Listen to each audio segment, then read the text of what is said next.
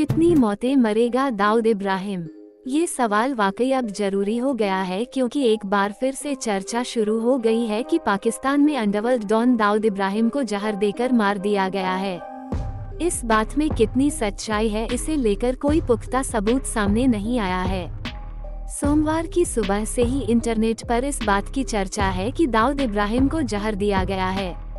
अन्य बातें भी सामने आईं कि दाऊद इब्राहिम कराची के अस्पताल में अपनी आखिरी सांसें गिन रहा है। इस तरह की खबरों के बाद ये सवाल एक बार फिर से लाजमी हो गया है कि आखिर दाऊद इब्राहिम कितनी मौतें मरेगा, क्योंकि इस तरह की कई खबरें आए दिनों चर्चा में रहती हैं। 1993 मुंबई बम धमाकों का मास्टरमाइंड और भारत का most wanted gangster Dawood Ibrahim की जिंदगी पिछले कई सालों से रहस्य के घेरे में है। हालांकि उसके पाकिस्तान में होने की बात कई बार पुख्ता हो चुकी है।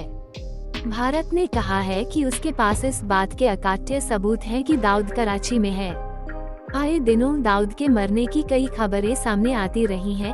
कभी दाऊद की मौत कोरोना की वजह से बताई जाती है, तो कभी हार्ट अटैक से, तो कभी कैंसर से। अब एक बार फिर उसके मौत की अफवाह उड़ी है।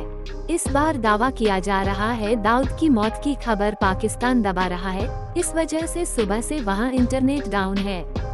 2020 में मीडिया रिपोर्ट सामने आई थी, जिसमें कहा गया कि दाऊद इब्राहिम और उसकी पत्नी को कोरोना हो गया। कुछ लोगों ने तो ये भी दावा किया कि उसकी कोरोना वायरस से मृत्यु हो गई। हालांकि ये बात गलत साबित हुई। कोरोना वायरस ने कराची में दाऊद इब्राहिम की तो नहीं, बल्कि उसके भतीजे सिराज कासकर की जान जरूर ले ली। 2017 में खबरें आई थीं कि दाऊद इब्राहिम की मौत दिल का दौरा पड़ने से हो गई है। कुछ रिपोर्ट से पता चला कि उसे ब्रेन ट्यूमर है, जिसके कारण उनका स्वास्थ्य बिगड़ गया।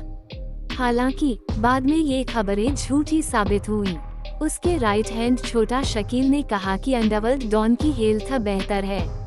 2016 में सोशल मीडिया पर एक और अफवाह उड़ी कि दाऊद इब्राहिम के पैरों में गैंग्रीन हो गया है और डॉक्टरों को उसका पैर काटना पड़ सकता है, लेकिन ये खबर भी झूठी निकली।